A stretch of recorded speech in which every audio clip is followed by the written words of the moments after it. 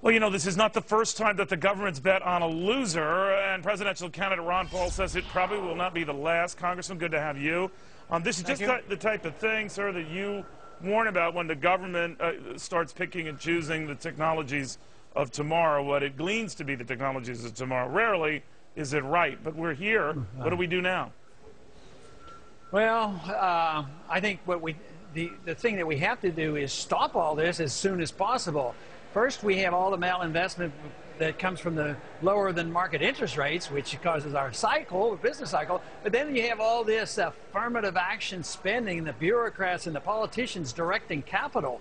And they're incapable of knowing. No one individual knows the market. The market dictates by pricing and who does the best and who makes profits. So, no, we should be out of that business totally and completely.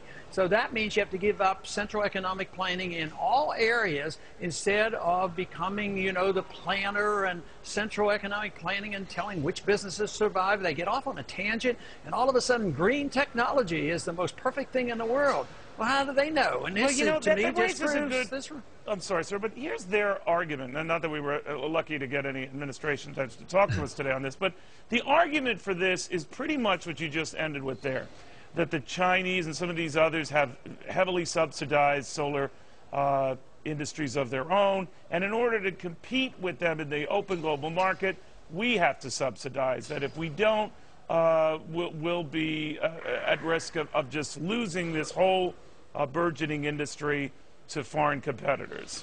What do you say? Yeah, well, if you believe in free trade and the marketplace, let's say solar energy was really worthwhile and could outcompete everybody, right, and China wants to give them to us at 1/10 the cost, why should we deny that to the consumers? You know, we allow poor people to buy tennis shoes from China, and they only pay $10 instead of $100, and we don't think that's a tragedy for the poor people. But I don't even believe that solar panels are competitive, and I think they're selling them in this country mainly because of this superficial emphasis on this need, and people feel like I'm doing my patriotic duty to buy all these panels, and they haven't had a fair shake with the market. We should, you know, have enough confidence in the market, allow the profit motive to decide whether this stuff is successful instead of the politicians. This is all special in politics. I think this incident is just proof positive of why the government should stay out of this kind of business totally and completely.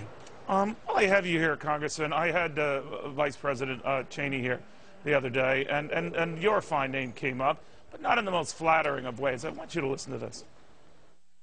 He even says we make a big deal over if and when Iran gets nuclear weapons, that's something for them to settle in that region.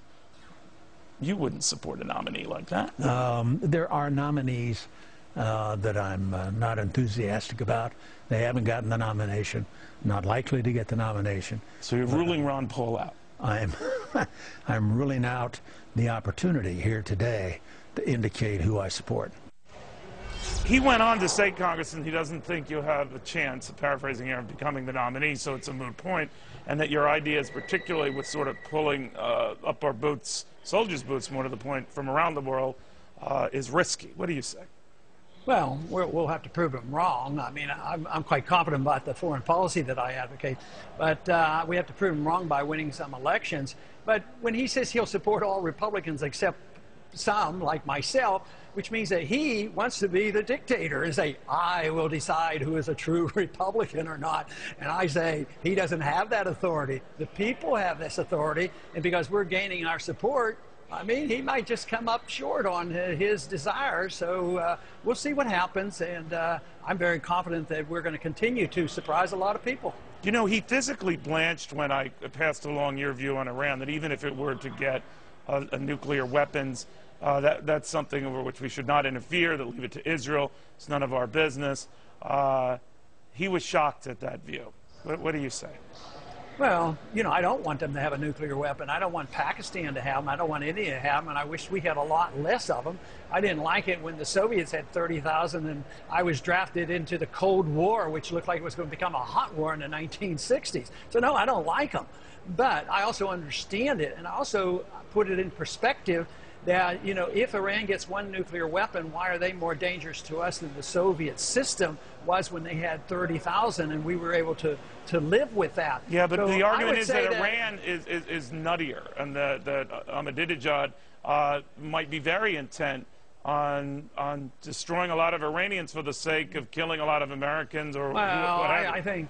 I think that's a wrong assessment, because I don't think you don't want to be wrong, though. You don't want to be wrong on that one. Well, okay, well then we have to bomb everybody. This is what I complain about. No, I'm just is the willingness to go Iran particularly different in that its past and its history suggests it does have aberrant behavior.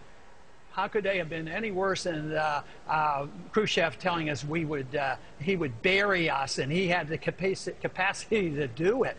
So I would say what we ought to be more cautious about is this glib acceptance that we can go to war in another country, because if you want to stop him, you have to start a war with Iran. And that, to me, is careless, warmongering, very, very dangerous, much more dangerous than another country having a nuclear weapon that's not on the verge of committing suicide. And besides, they wouldn't dare with one weapon, and Israel has 300? I mean, we have to put this in a proper perspective and get back to our common sense. Congressman, I wanted to get your view on that. It was always good seeing you. Thank you, sir. Thank you. Ron Paul. Well, the president